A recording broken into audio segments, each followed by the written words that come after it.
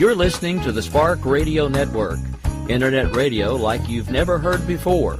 Innovation, creativity, and imagination are all said to begin with a spark. So fasten your seatbelt and take the ride of your life and listen for the spark. You are listening to KLRN Radio, where liberty and reason still reign. Most writers and radio show hosts know that to connect with your fans, you need to do more than just write books or record the latest podcasts. There are many different elements that go into forming an online platform, but there are also many hidden traps. To make matters worse, solid advice on how to survive the muddy waters is scarce. In the book Hidden Traps, I talk about some of the important issues of working with an online platform, highlighting traps that could put your physical or internet security at risk or be harmful to your reputation. Are your social media posts just links with a few disjointed words, making you look like someone who can't complete a sentence? Did your new website cost you more than you anticipated? Are you leaking your personal contact details across the web without even knowing it? Then you need Hidden Traps. Hidden Traps is now available in paperback and ebook from a variety of retailers, including Amazon, Barnes & Noble, and Kobo. Visit blackwolfpublications.com for more details.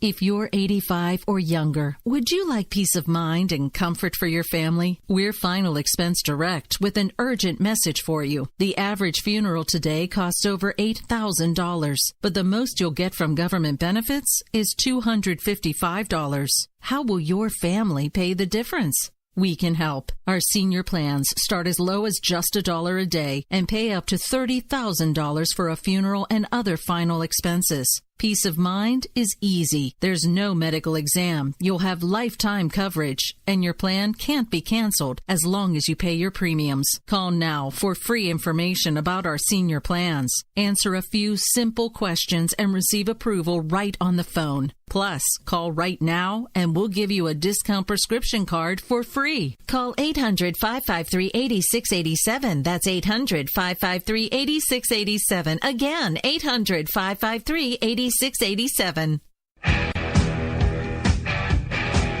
KLRN Radio has advertising rates available. We have rates to fit almost any budget. Contact us at advertising@klrnradio.com.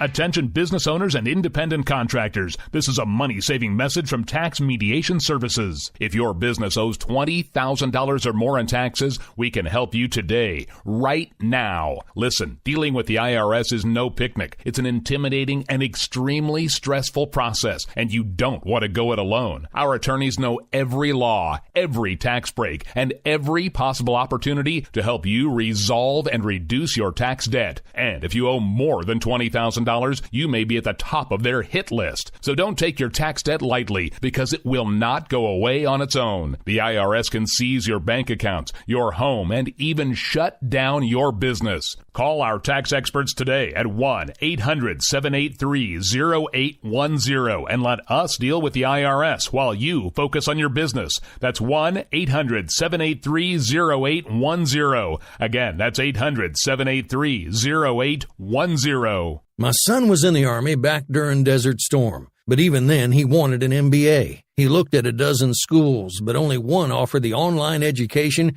and flexibility he needed while he was in a tent in Iraq. Grantham University. Turns out that Grantham's been delivering affordable, relevant college and advanced degrees for over 65 years. Heck, if they can deliver a quality education to a soldier in a tent overseas, think about the flexibility Grantham can offer you so you can earn your degree too. It doesn't matter how complicated or full your life is. If getting a degree is on your bucket list, you'll want to do what my son did. You'll want to call Grantham. Find out how easy it is to get started on your education so you can check that college degree off your bucket list. Call Grantham right now, 800-910-1370. That's 800-910-1370. Flexible, affordable, relevant. Call 800-910-1370. Sometimes writers feel lost, unsure why a passage may not be working. It takes another set of eyes to help us nurture our writing into full maturity. At Black Wolf Editorial Services, we strive to enable writers to develop and grow, offering manuscript critiques and line edits through a mentoring editorial style. We also offer assistance on generating a writer's bio for your websites. Black Wolf Editorial Services, nurturing your writing into maturity. For a full list of services, visit blackwolfeditorial.com.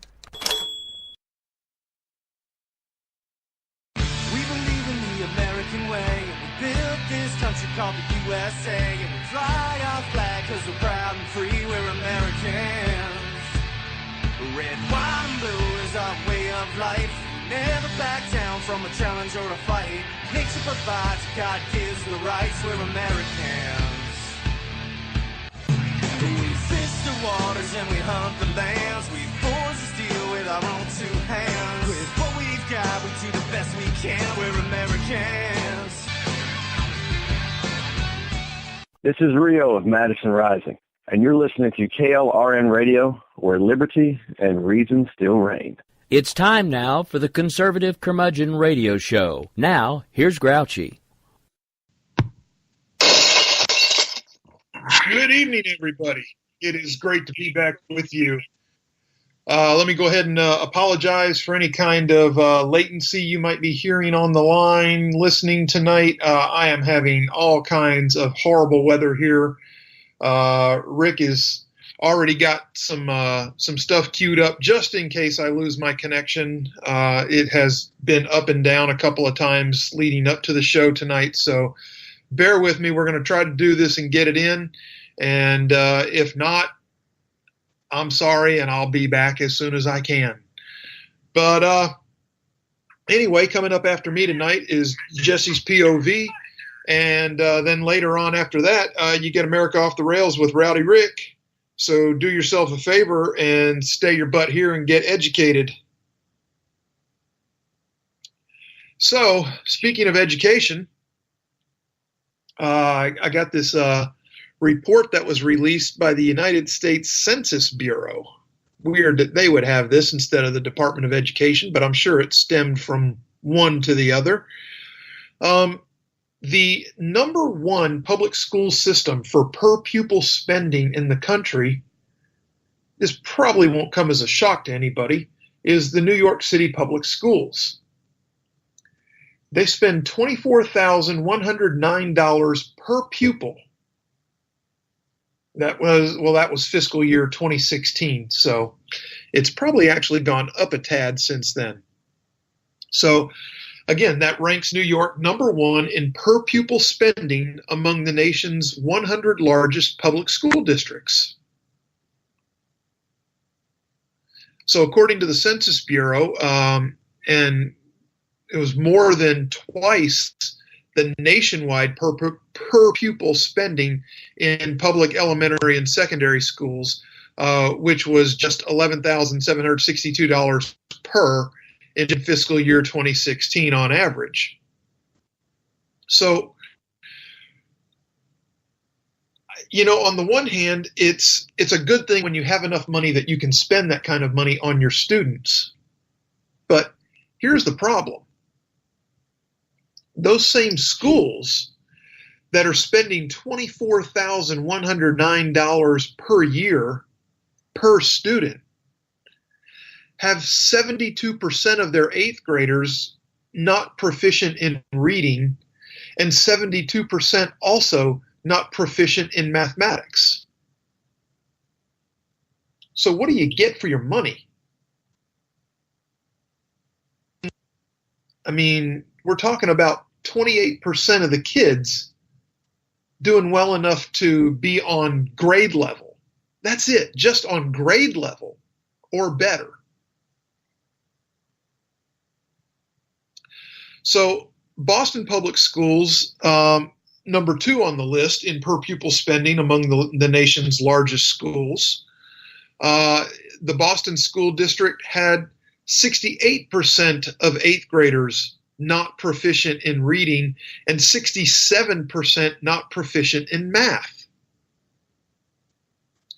The other large public school districts that made it into the top 10 for the highest per pupil spending were Howard County, Maryland, Montgomery County, Maryland, Baltimore City, Maryland, Prince George's County, Maryland, Columbus, Ohio, Fairfax, Virginia, Hawaii Public Schools, and Baltimore County, Maryland.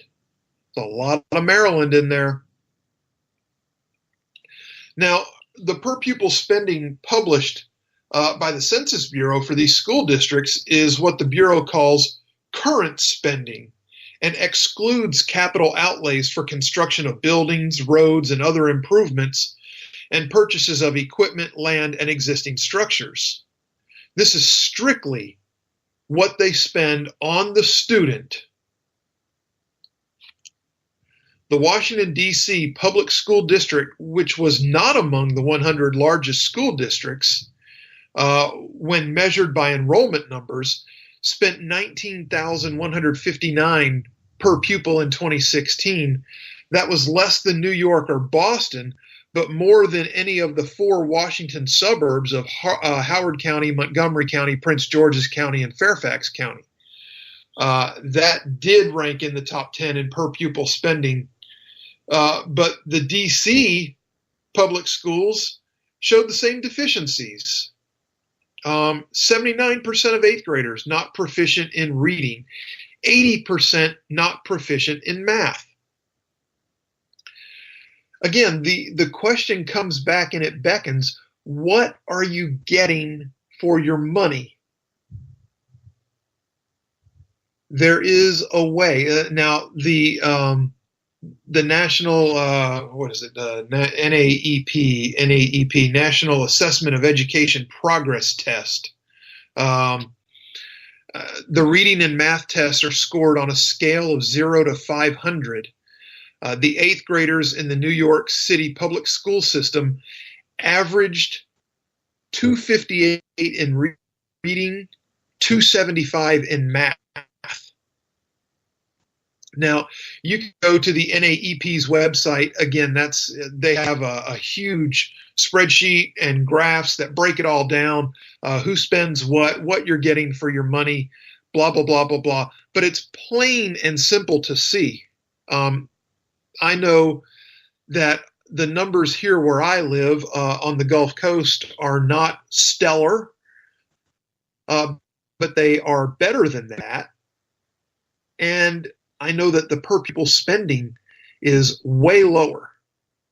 Now, you can say, yeah, but you're still deficient. And yes, I don't know of one state that actually has all of their students on level or above. It just doesn't happen, okay? But what I'm saying is your tax dollars are being used, and apparently you're not getting a lot of bang for your buck back on your kids in these larger school systems that have these larger budgets. So what do? You've got to put the local politicians' feet to the fire. And I mean on the local level. I'm talking school board employees. I'm talking superintendents of schools.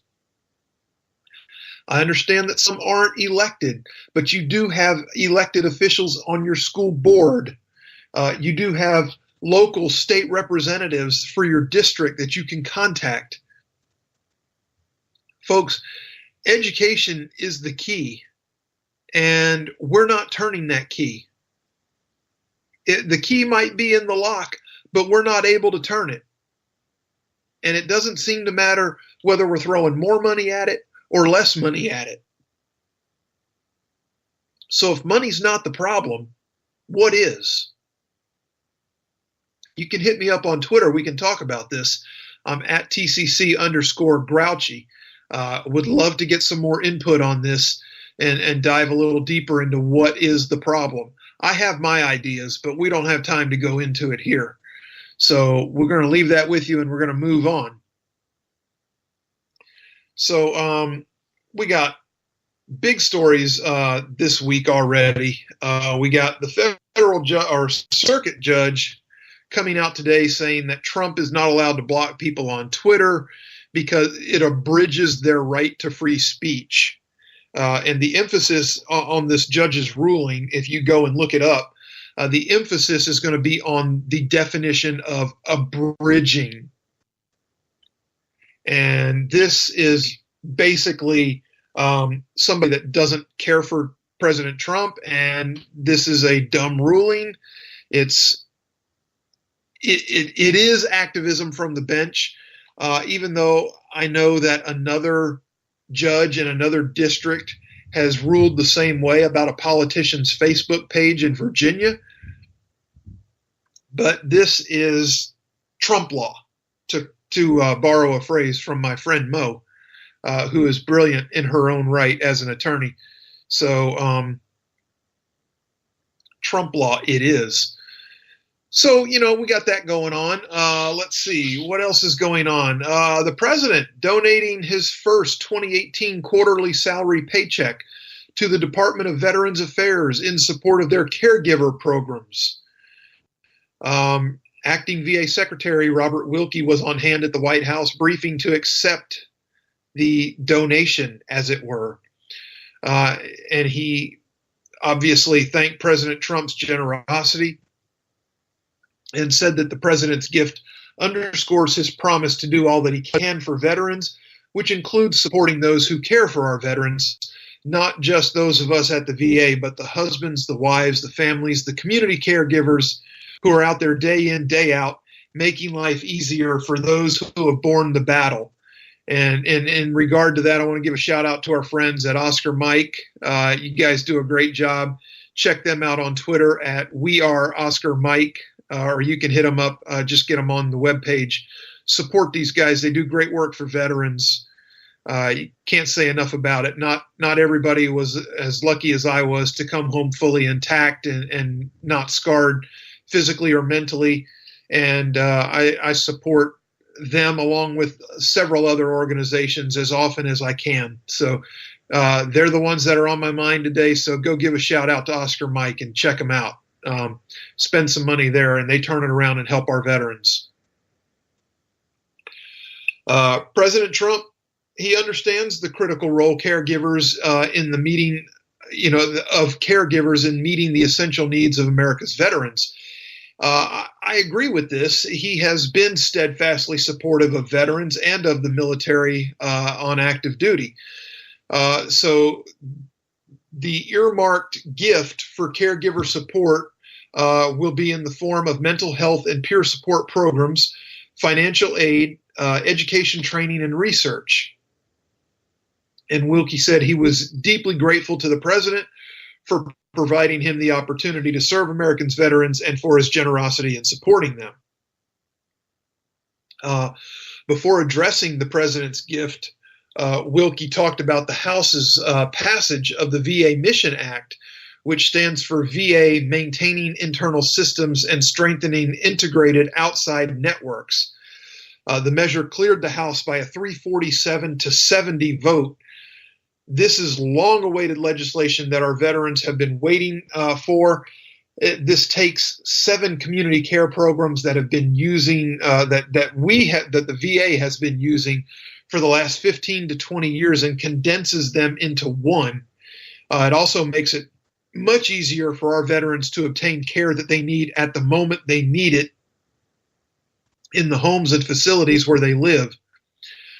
This also opens up the caregiver program to long-awaited communities within our veterans' world, those veterans from World War II, Korea, Vietnam, and the Gulf War who have not had access to community caregiver program that was opened up for those who served in the military since 9/11. So with this strong bipartisan support, they urged the Senate to take up the bill and to pass it promptly and get it to President Trump, hopefully before Memorial Day. Wilkie wanted to single out the major veteran service organizations. 38 of them signed a letter in support of this legislation to the House and Senate leadership. Their people have been walking the halls of Congress for the last week or so, drumming up support. They'll be in the Senate as this bill goes into them during this week. And Wilkie wanted to make sure that they knew that their support was appreciated and the 20 million veterans that they represent. So according to Representative Phil Rowe of Tennessee, he is the chairman of the House Committee on Veterans Affairs. The VA Mission Act keeps the promise to give veterans more choice in their health care and builds on the strong investment in the VA's internal capacity. Now, additionally, this legislation includes funding for the Choice Program to ensure veterans have the continuity of care during the transition to the new, easier-to-use community care program established under this act. The bill also paves the way for nonpartisan comprehensive review of the department's assets. Now, this review was a recommendation put forward by the Bipartisan Commission on Care and will ensure that the VA has the resources needed to serve our nation's heroes for the years to come. Finally, the bill expands the Veteran Administration's post 9/11 caregiver program to veterans of all eras, providing equity for all generations of veterans and their caregivers. What an outstanding bill, and I hope this makes it through and that the president signs it into law.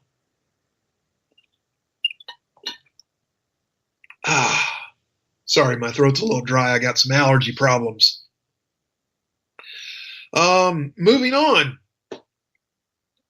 President Trump has made good on a campaign promise again. These are starting to add up. People, like them or dislike them, the list of campaign promises upheld is starting to reach list proportion. It's not just one or two anymore. President Trump made a move to change Title X funding. So Title X family planning rules to ensure that taxpayer funds are not used to pay for abortions. The administration's announcement of the proposed rule on Title X family planning program fulfills his campaign promise to continue to improve women's health and ensure that federal funds are not used to fund the abortion industry in violation of the law. The president said he was pleased to support the proposed rule from the Department of Health and Human Services, which would update the regulations governing the Title X family planning program. This important proposal would ensure compliance with the program's existing statutory prohibition on funding programs in which abortion is a method of family planning. Now, does this completely defund Planned Parenthood from government funds? No, it does not, but it is a step in the right direction. The new proposed rule would not cut funds from the Title X program. Instead, it would ensure that taxpayers do not indirectly fund abortions. This is what we've talked about this in the past, how the money is fungible and it's easy to move around. Well, this is going to eliminate that.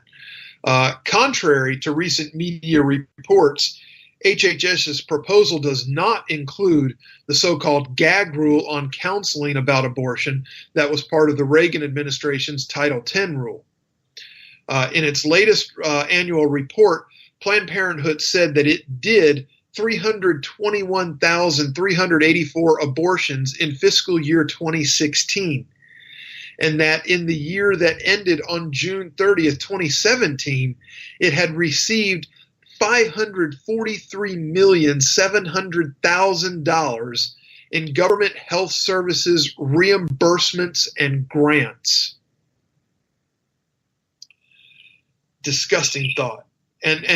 And I believe the number that they spent campaigning or donating to campaigns was over the $30 million mark. So yeah, not only is our taxpayer dollars being spent to kill unborn human life, it's also being spent to campaign for people we probably don't support politically. I know I don't. So pro-life groups applauded this decision by the administration. Today marks an important step in protecting the lives of unborn children in the United States. The Knights of Columbus applauded the Trump administration's announcement that it intends to end the use of Title X taxpayer funding for centers that perform, support, or refer abortions.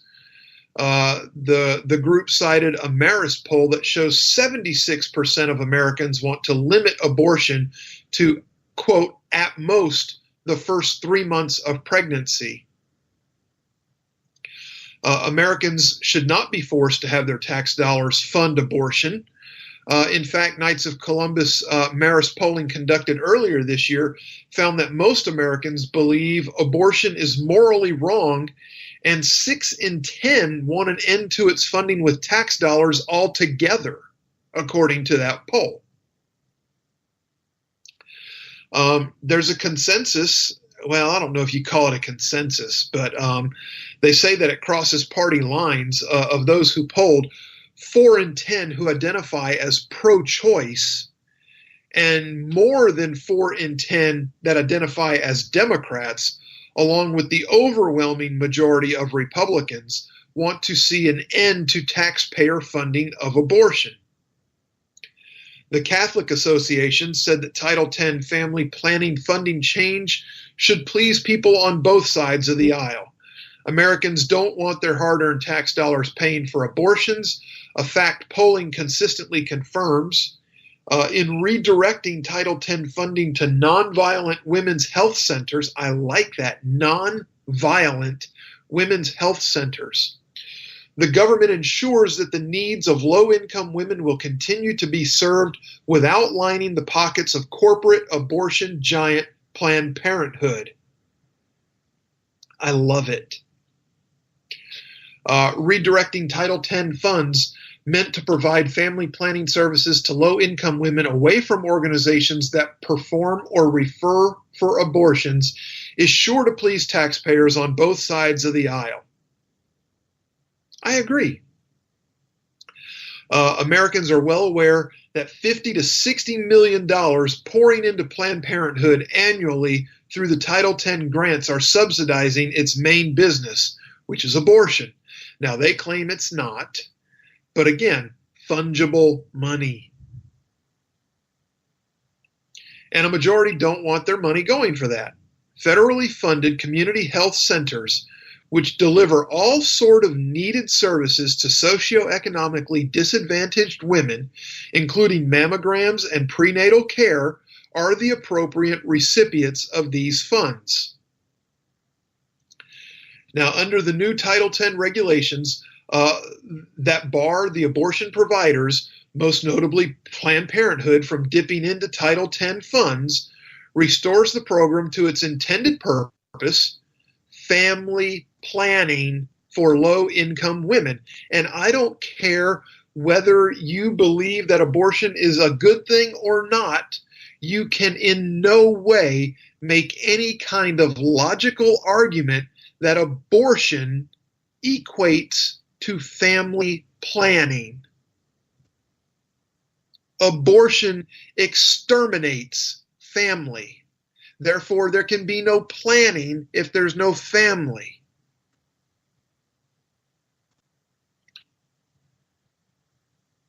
Abortion has never been part of America's definition of health care, and millions of women and their families will benefit from these public funds being redirected to comprehensive community health care centers that outnumber Planned Parenthood 20 to 1.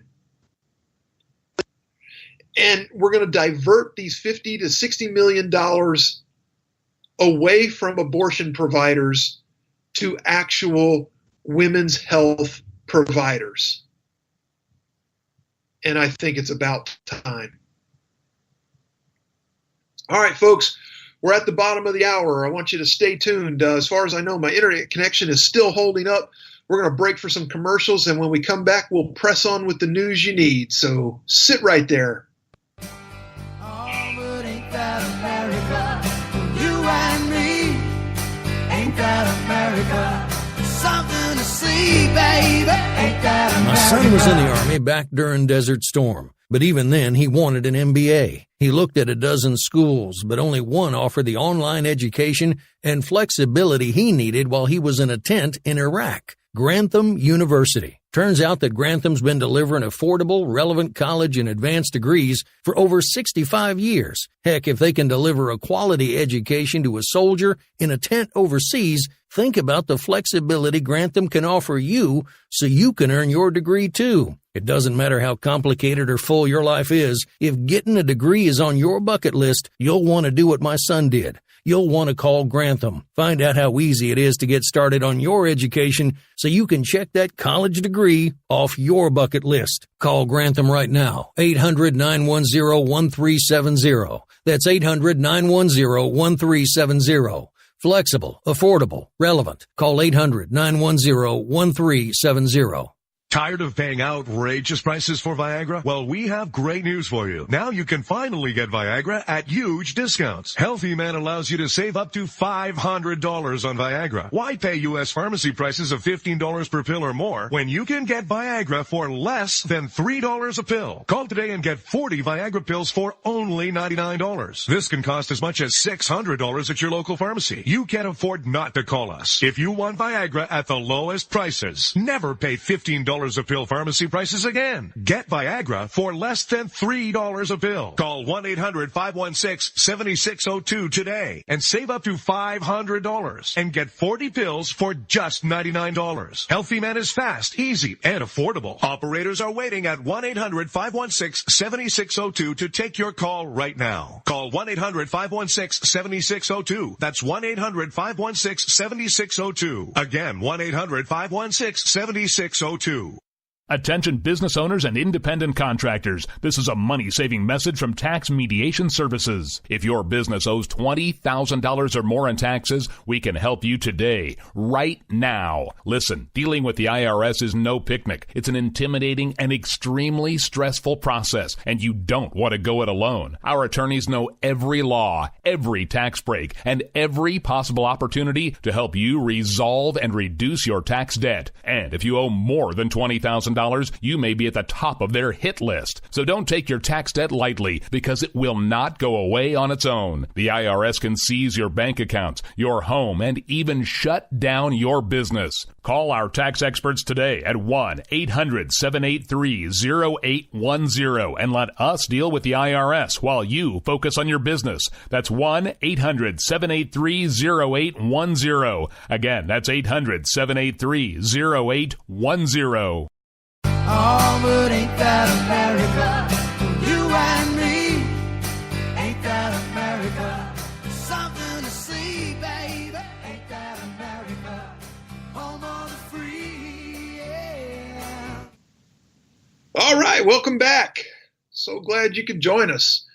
Jesse's POV coming up at the top of the hour. Stay tuned. And then America Off the Rails with Rowdy Rick a little later on. It's Wednesday night on KLRN Radio, so get your knowledge on. Oh, when we left off, we were just about to crank into something else that's big going on this week that no one's paying attention to. What would that be? Well, the contentious banking deregulation bill passed by the House on Tuesday is the most important pro-growth piece of credit opportunity and banking legislation in almost a generation, according to Representative Jeb Hensnarling. I like that name. But the GOP chairman of the House Financial Services Committee still can't help but look longingly at some criticism of the measure. They say that this guts Dodd-Frank, he said, referring to the sweeping Obama-era banking rules enacted in the wake of the Great Recession. He said, I wish 10% of what they said were true. I would be celebrating even more this historic achievement. That dynamic, cold comfort for the bill's opponents may well define the legislation as it now heads to President Trump, who is expected to sign it. Now, the proposal, which passed the House by a 258 to 159 vote, is indeed the biggest rollback of financial regulation since the 2008 economic crisis. But it's also a compromise measure focused on community banks that won substantial Democratic support 2 months ago in the Senate. It's not the outright Dodd-Frank repeal that's been long sought by many on the right, He said Hensnarling said he wished the bill was a little bigger and bolder. He muscled that kind of far-reaching rollback through the House last year before seeing the Senate ignore it. The legislation, nevertheless, could serve as a career capstone for the Dallas lawmaker who will retire at the end of this term. Hensnarling backed the measure after receiving commitment that the Senate would take it up, if not necessarily pass it, a series of related House bills in the coming months. Several pieces of the prevailing proposal are also elements he's been long championing. A bank would need to have $250 billion in assets, up from $50 billion, to be subject to more stringent too-big-to-fail rules. Smaller banks would be able to make some certain risky financial bets. Other tinier outfits would be exempt from reporting some data on their lending practices. The overall push earned some Democratic support in the House, thanks to, in part, to provisions like expanded access to free credit freezes. 4 Texans were among the 33 Democrats who backed the bill. Mark Veazey of Fort Worth, Vicente Gonzalez of McAllen, Henry Cuellar of Laredo, and Philemon Vila of Brownsville. But some key Democrats in both chambers are still a little chapped at this. You can imagine who that would be. Chief Not an Injun, Senator Elizabeth Warren, called it the Bank Lobbyist Act. The insane in the brain Maxine Waters, the House Financial Services Committee top Democrat, described it as a giveaway to banks. And Ohio Senator Sherrod Brown said it puts taxpayers on the hook for bailouts.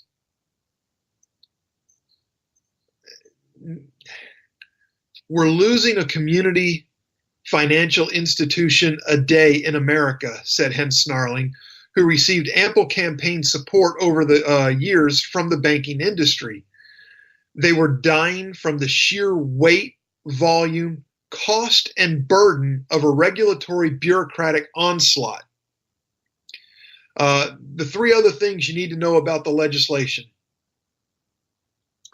The overall thrust would be that Americans will see greater competition among banks, which will result in consumers having more affordable and accessible credit to, say, buy a car or a home or to capitalize a small business.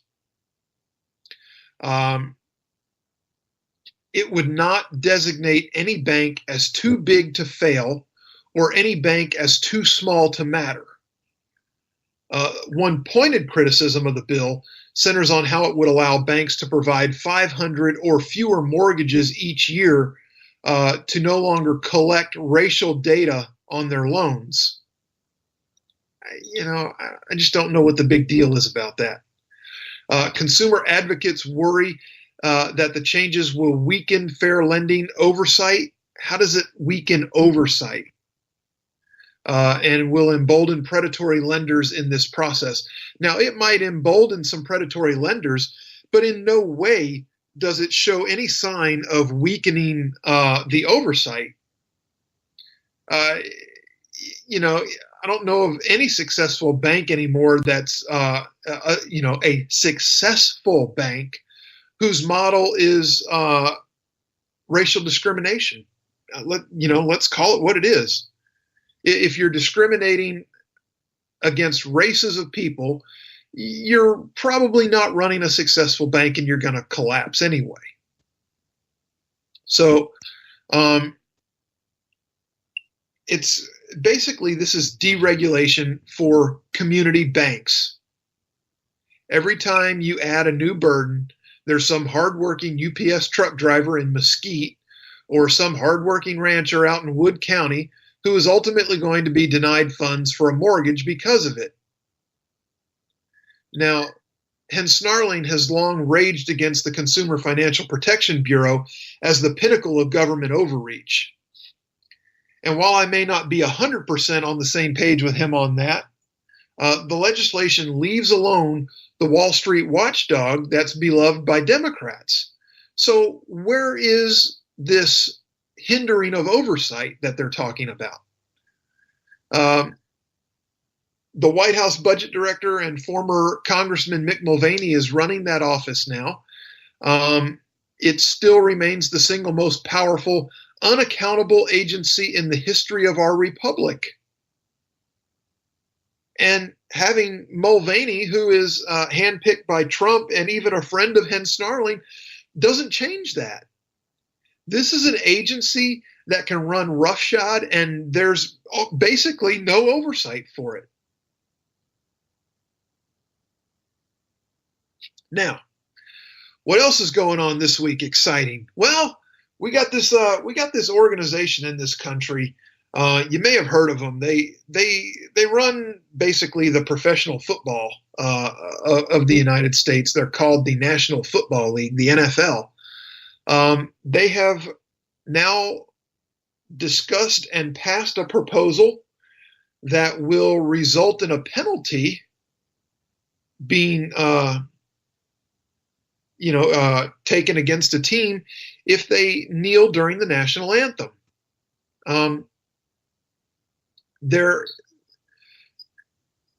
There's a lot of different things. What the NFL has done basically is they've said that if you come out and kneel during the anthem, you're going to get a penalty. They're not saying you have to come out for the anthem, though. They're leaving that to the teams. Teams are going to settle their own business, I guess. So if you come out to the field, you're expected to stand for the anthem. Now, with that being said, what happens if they come out and they stand for the anthem, and as soon as it starts playing, they turn their back on the flag? They're still standing. I'm not sure that, they thought about things of this nature. And being that they had not happened, I can understand on their point or on their part the piss poor planning and foresight. But basically what's going to happen here is the league is going to allow the teams to settle their own business, stay in the locker room during the anthem, and then come out and stand for the anthem. The trick is, if you come out, you have to stand. So I'm waiting for, people to scream that this is an infringement of their First Amendment rights, which it's really not. They're not representing themselves when they put that uniform on. They're representing their organization. And basically, the NFL is showing that they don't really know how to handle this situation, and they just dropped and punted. There was nothing. They didn't have anything original. So, and it's sad that that's what they are. They're just that impotent as an organization that they have to drop and punt on this. They don't want to take a real stand. Now, from the super stupid NFL to the even more absurd, I saw this story and I thought, I have to do this story.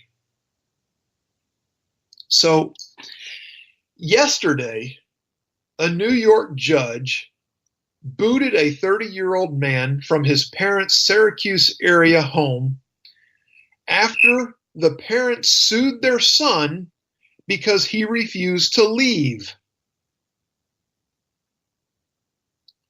Judge Donald Greenwood told Michael Rotundo, "I want you out of that house." After the ruling, Michael Rotundo vowed he would appeal. He said, "This is outrageous." This is a 30-year-old man appealing being legally removed from his parents' home. He's not mentally incapacitated. He's not physically incapacitated. According to ABC News, Rotundo, who runs a website business, moved back home 8 years ago after losing his job. Now, after the court ruling, he said he would retrieve some things from the family home, but is not sure where he will stay. The story goes on. The parents, Mark and Christina Rotondo, claimed their son would not leave the house despite several notices beginning back in early February. The younger Rotondo countered that he was not given enough notice. I think February is enough notice. There are jobs available, even for those with a poor work history like you, the parents wrote in a letter. Get one. You have to work. The parents even offered $1,100 to help him find a place of his own. And though the son admits he took the money, he said it wasn't enough to find a place anywhere, so I just spent it on my expenses. So the judge has asked Adult Protective Services in New York to check on the case. Now, according to the court filings, the son does not contribute to the family's expenses, and he does not help with any of the household chores. And his parents even offered to help him get started on his own. And the son claims that the parents' actions are retaliatory. Wow. Can you even imagine? Can you even imagine? Rick, come in on this. Come in on this, Rick. Can you imagine your 30-year-old son being at home and not working or contributing anything to the household, and when you told him to get out, you have to sue him to get him out? My 30-year-old son would have been tossed out on his ass. This is amazing. For the life of me, I cannot even fathom. This 30-year-old thinks he's entitled. He's entitled to live in his parents' home without contributing to the household at all. Unbelievable. And folks, you wonder what's wrong with this younger generation. Well, I tell you what, it's turning out to be just all this social media crap and the keeping up with the Kardashians and all that crap. And come on, you really are starting to sound like a curmudgeon. What's that? I said, now you really are starting to sound like a curmudgeon. You'll get off my lawn. Get off my lawn, you whippersnappers. There, that's good. I'm going to save that for later. I'm going to add that to your intro. You can do that. You can do that. So, now, to take irony a step further, of course, we all remember how outraged people became over President Trump referring to members of the MS-13 gang as animals, a term that doesn't go near far enough addressing what these idiots do.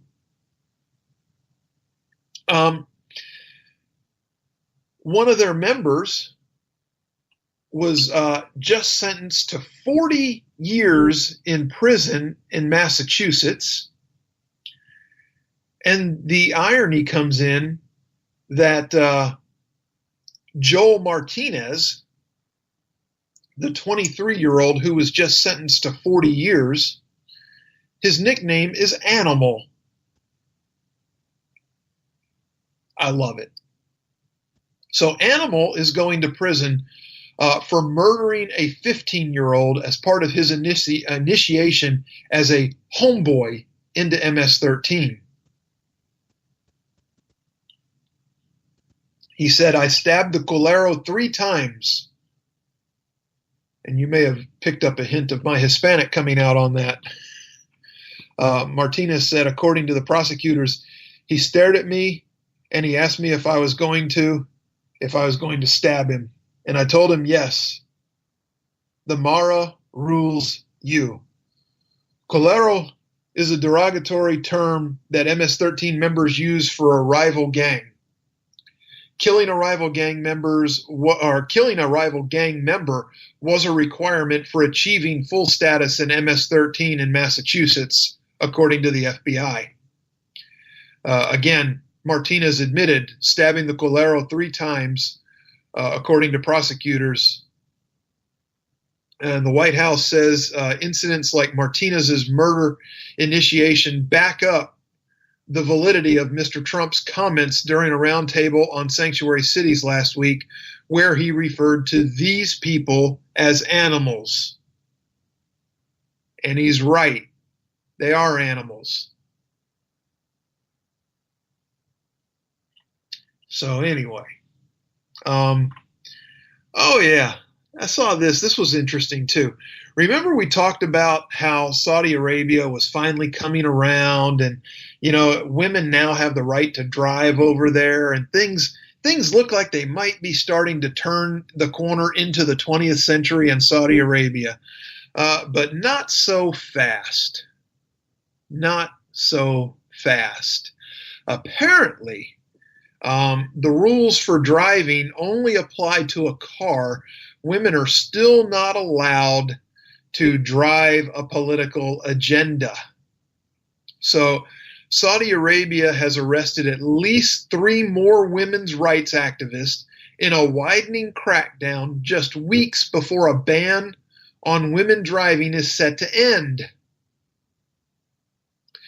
Rights groups last week reported the detention of 7 activists, mostly women who previously campaigned for the right to drive and to end the kingdom's male guardianship system, which requires women to obtain the consent of a male relative for major decisions.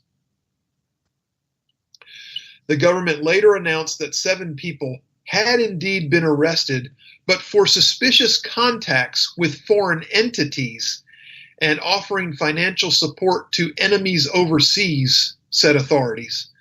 State-backed media labeled those held as traitors and agents of embassies, unnerving diplomats in Saudi Arabia.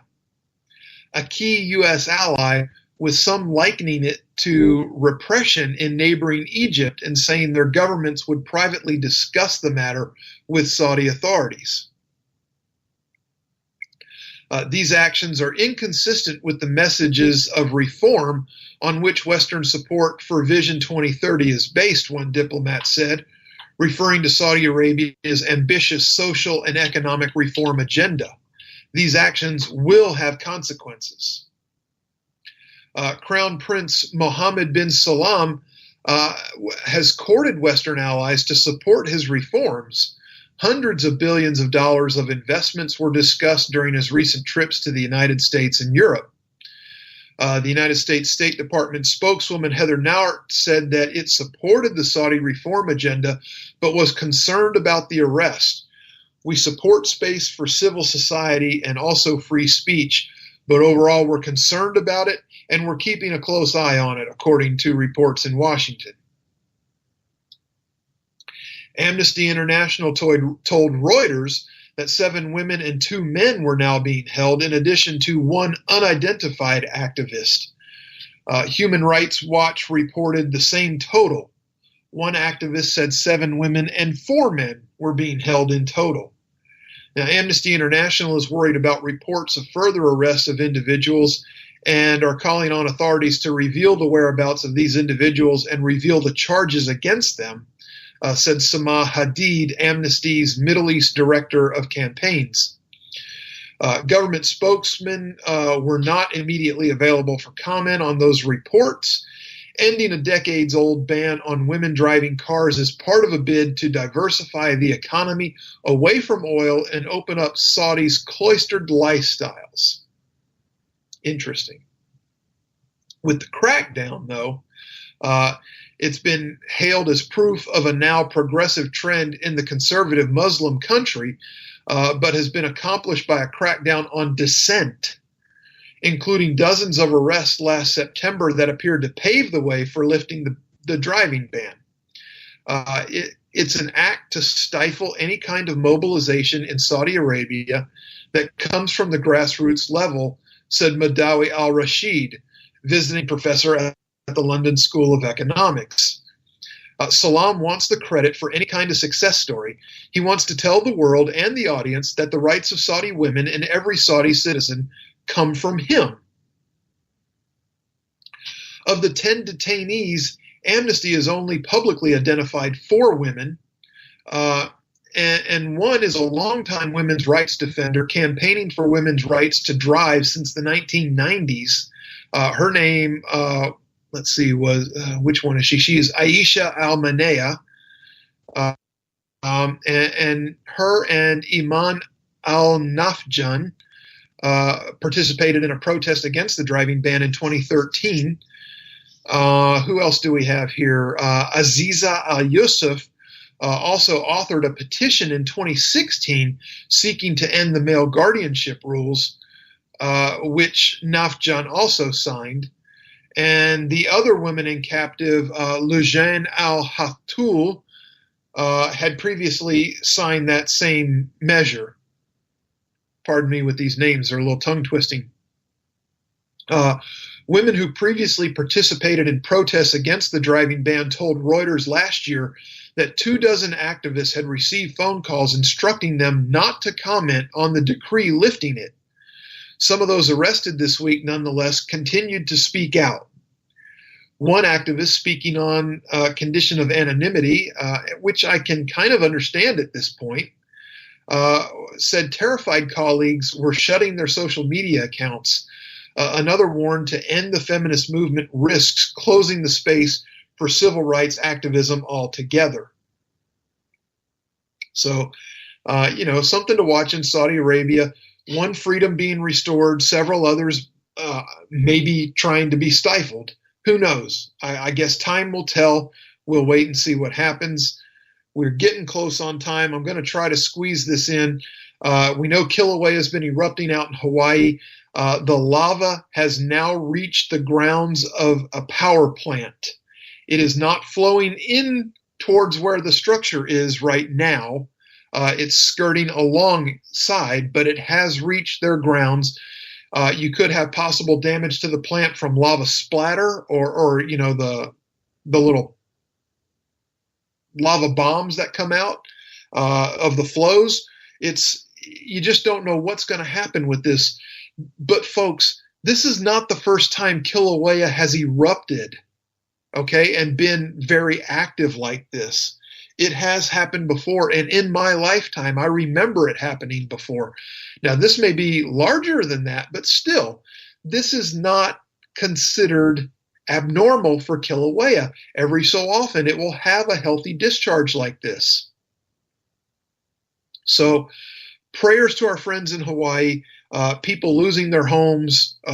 Do they go back? We don't know if they will or not. I just don't know. But more presently, we got to watch this power plant. This could be huge problems for Hawaii should it go under to the lava. So, and of course, it's freaking lava. There's no stop. So you just have to do what you have to do. You get the hell out of its way. All right. So now we're back to the top of the hour. We squeeze Kilauea in a short, quick, easy way. I want to thank you for being here. If you like the show, tell your friends. If your friends like the show, you need new ones. But you and they are welcome every week right here with me on KLRN Radio for the Conservative Curmudgeon Radio Show. I'm your host, The Grouch. Peace out. God bless. We'll catch you next week. Oh, but ain't that America for you and me? Ain't that America? Something to see, babe.